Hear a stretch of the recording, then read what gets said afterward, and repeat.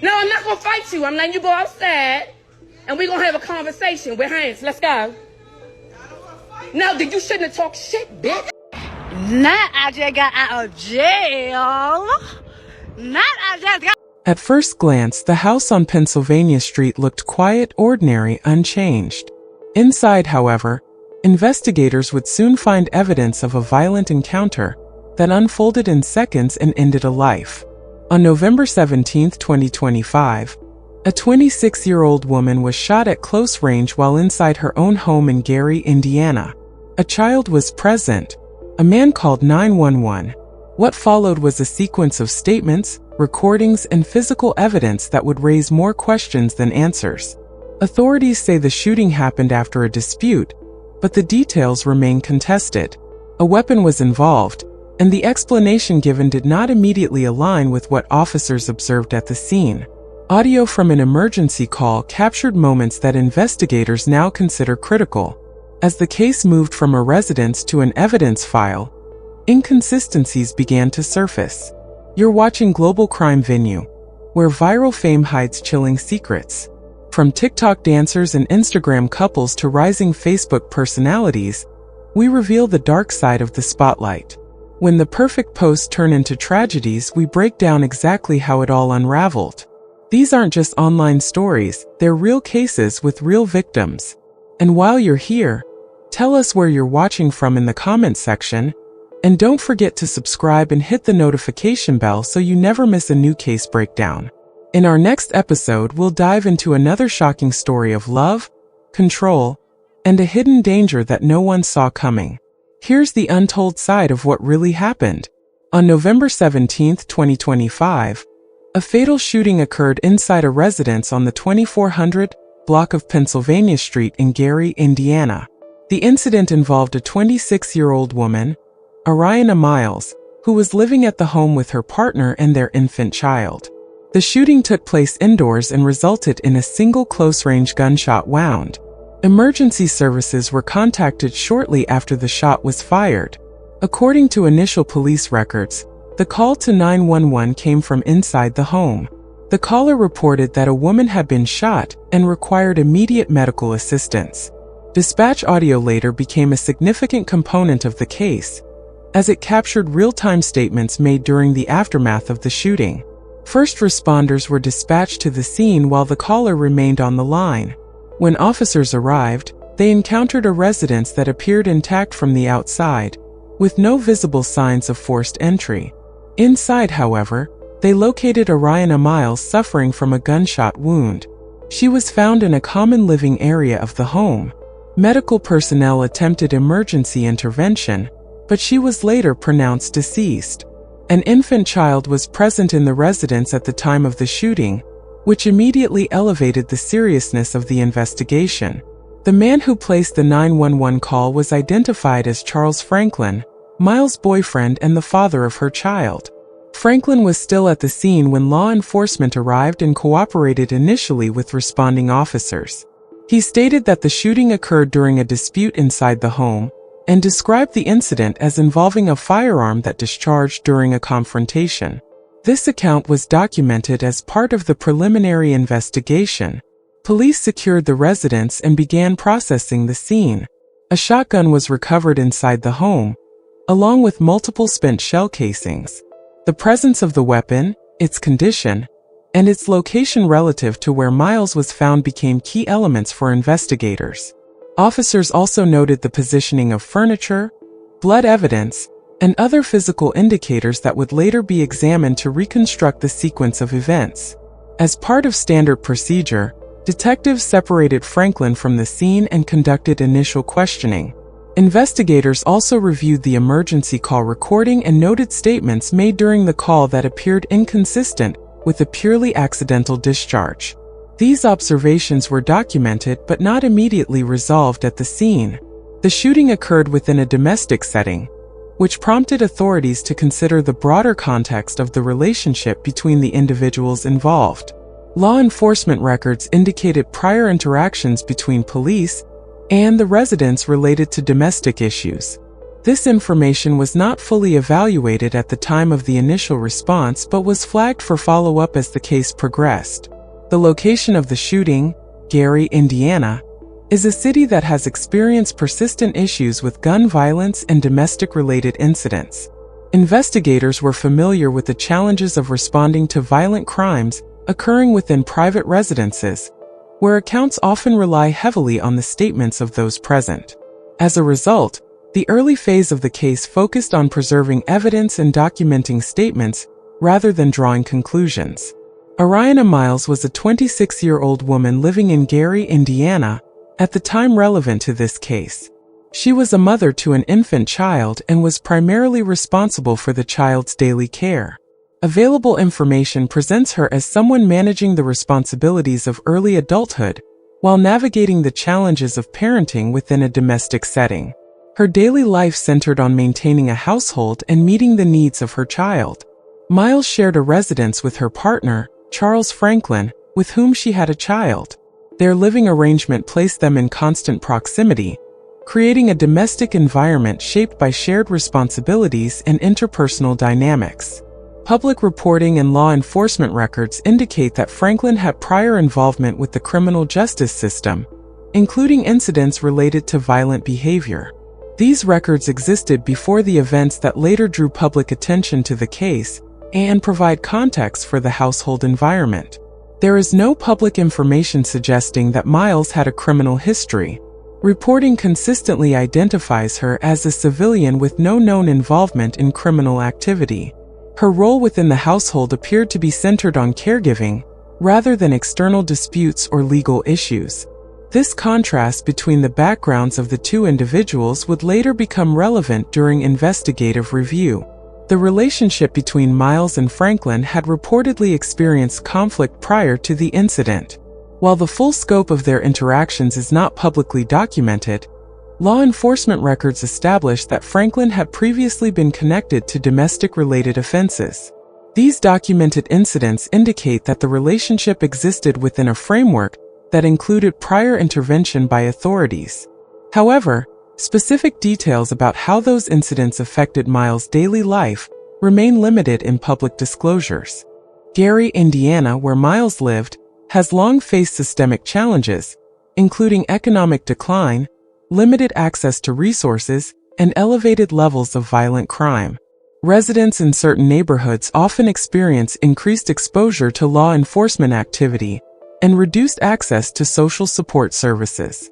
These conditions form part of the broader environment in which Miles lived but do not fully explain the dynamics within her household. Miles' responsibilities as a parent required her to maintain stability within her immediate environment. She was caring for a child who depended on her for supervision, safety, and basic needs. Her daily routine likely involved balancing childcare with managing household matters, a common reality for young parents in similar circumstances. There is no indication that she was preparing to leave the residence or anticipating a significant change in her domestic situation at the time. Charles Franklin became a central focus of the investigation due to his legal history and his role at the scene. Law enforcement records show that Franklin had prior involvement with the criminal justice system well before November 17, 2025. These records were reviewed by investigators to establish behavioral patterns, legal restrictions, and risk factors relevant to the case, rather than to draw conclusions at this stage. Before the fatal incident, Franklin had previously been charged in cases involving domestic battery connected to Arrianna Miles. These charges documented prior law enforcement intervention and confirmed that disputes within the household had reached a level requiring police response. Investigators treated this documented history as contextual information to understand escalation dynamics and to evaluate statements made after the shooting. In addition to domestic-related charges, Franklin had a criminal record that included intimidation and firearm-related offenses. Court filings indicated that he was classified as a serious violent felon, which legally prohibited him from possessing any firearm. This restriction became a critical factor once investigators confirmed that the weapon recovered at the scene was a sawed-off shotgun. The presence of the firearm inside the residence immediately raised questions about access, possession, and compliance with existing court orders. The shotgun itself drew further attention due to its altered condition. A sawed-off shotgun is considered an illegal weapon under Indiana law, regardless of ownership status. Investigators documented the firearm's length, modification, and condition, as well as the location where it was found. Multiple spent shotgun shells were also recovered within the residence, which suggested prior handling and familiarity with the weapon. These findings were cataloged and later analyzed alongside Franklin's known legal restrictions. After the shooting, Franklin provided an account to law enforcement describing how the gun discharged. Investigators noted that his explanation required verification through forensic analysis, including trajectory, distance, and scene reconstruction. Detectives did not rely solely on Franklin's narrative, but instead compared it against physical evidence collected at the location. This approach was consistent with standard homicide investigation procedures, particularly in cases involving domestic partners and firearms. Franklin's interaction with emergency services also became part of the investigative record. His responses to dispatcher questions, the timing of the call, and background audio were preserved and reviewed. Investigators treated these recordings as factual data points rather than interpretations, using them to establish a timeline and identify discrepancies between spoken statements and physical findings.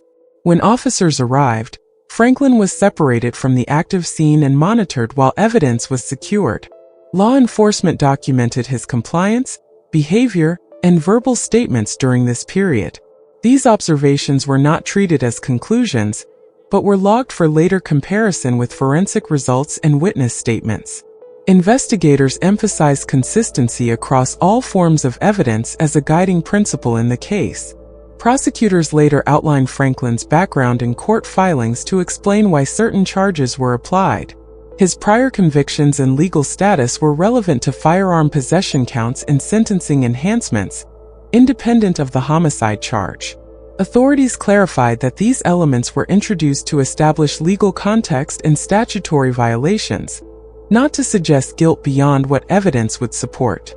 On November 17, 2025, a sequence of events unfolded inside a residence on the 2400 block of Pennsylvania Street in Gary, Indiana, that would later become the focus of a homicide investigation.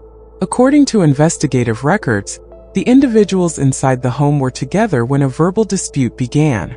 No external disturbances were reported prior to the incident, and there were no indications that law enforcement had been called to the residence earlier that day.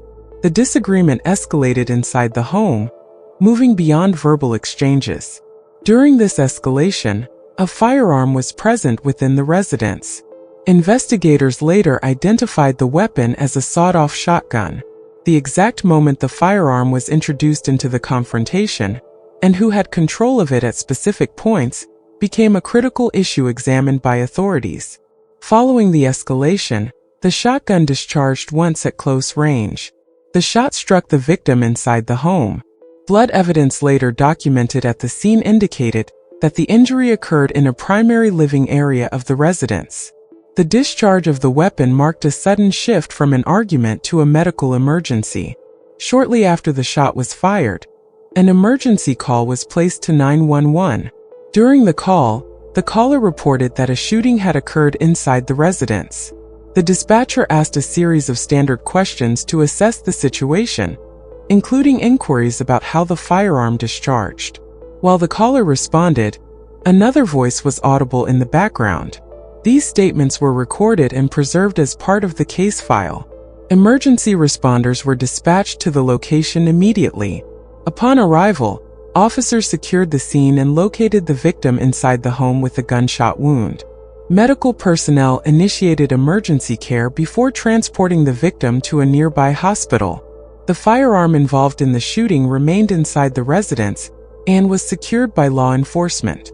Once the scene was stabilized, investigators began documenting physical evidence. This included photographing the interior of the home, identifying the location of the firearm, and collecting spent shotgun shells found nearby. The presence of multiple shell casings prompted investigators to carefully reconstruct the sequence of events, leading up to the discharge of the weapon.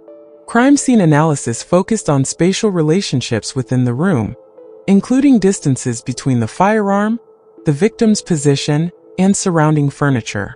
These measurements were used to assess whether the physical evidence aligned with the explanation initially provided during the emergency call. Forensic examination later confirmed that the gunshot wound was inflicted at close range. Investigators also evaluated the trajectory of the shot, noting its angle and entry point. This analysis became significant as detectives compared forensic findings with statements made at the scene and during the 911 call. Any inconsistencies between physical evidence and verbal accounts were documented for further review. Investigators also noted the presence of a child inside the residence at the time of the shooting. Law enforcement documented the child's location during the incident and coordinated appropriate protective measures following the scene investigation. This factor was formally recorded as part of the incident report. As evidence collection continued, detectives began organizing timelines using physical findings, recorded audio, and initial statements. At this stage of the investigation, authorities focused on establishing how the firearm was handled, the sequence leading up to the discharge, and whether the shooting occurred under the circumstances described. These findings would later inform subsequent investigative and legal steps. Police immediately secured the residence to preserve the scene and prevent contamination of potential evidence. Officers documented the layout of the home, including furniture placement and personal items, and recorded the locations of 5 spent 12-gauge shells found on the floor. The firearm involved, a sawed-off shotgun, was collected and tagged for forensic analysis. Detailed photographs and notes were taken to ensure accurate documentation of the scene and its condition. Forensic specialists conducted ballistic testing on the shotgun to determine firing distance and trajectory. Autopsy results confirmed a single fatal gunshot wound to the upper torso, and measurements were taken to analyze the trajectory of the projectile relative to surrounding objects. Blood spatter patterns and shell casing placement were examined to reconstruct the sequence of events. Any discrepancies between the reported struggle over the weapon and the physical evidence were carefully recorded for further evaluation. Investigators obtained and reviewed the 911 call made by the accused, transcribing statements and cross-referencing them with physical evidence to establish a timeline. Dispatch records, response times, and communications with first responders were compiled to create a complete account of events immediately following the shooting. Statements from neighbors and any potential witnesses were collected to verify movements, sounds, or activity observed in the area before and after the incident. Protocols were followed to ensure the safety and assessment of the infant present during the shooting. Child Protective Services conducted an interview to gather observational information and confirmed that no additional immediate threats existed. Investigators examined prior reports of domestic disputes involving the accused and the victim, reviewing any documented threats, prior charges, or police interventions that could provide context for the incident. Statements from family members, friends, and other relevant third parties were collected to provide further information regarding patterns of behavior or potential contributing factors. Ballistics and forensic analysis also included comparison of shell casings and bullet markings to the specific firearm used. Analysts evaluated angles and distances to assess the plausibility of the reported struggle, noting inconsistencies between the account given by the accused and the placement of evidence within the residence. All physical evidence, including the firearm, shell casings, autopsy report, and 911 audio, was cataloged and preserved following legal standards. Detailed reports and photographs were compiled for potential use in court proceedings, ensuring the documentation was complete and verifiable. Investigators continued to coordinate with forensic experts, law enforcement agencies, and legal personnel to maintain an organized chain of evidence. Each step was logged to allow for review and cross-referencing during prosecution or defense preparation.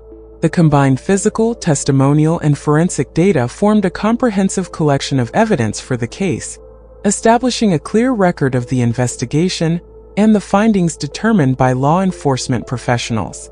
Following the fatal shooting on November 17, 2025, local media in Gary, Indiana, began reporting the filing of criminal charges and the progression of the legal process. News outlets highlighted that law enforcement agencies, including the Lake County Prosecutor's Homicide Task Force and the Gary Police Department, were actively overseeing the case. The coverage concentrated on procedural updates, including court scheduling, the arrest of the suspect, and statements issued through official channels. News reports included summaries of investigative updates provided by law enforcement, emphasizing that the case remained under active review. Reports noted that authorities had encouraged community members to submit tips or any additional information relevant to the investigation. Media accounts also referenced public alerts and notifications issued by the police department to ensure transparency in the ongoing legal proceedings.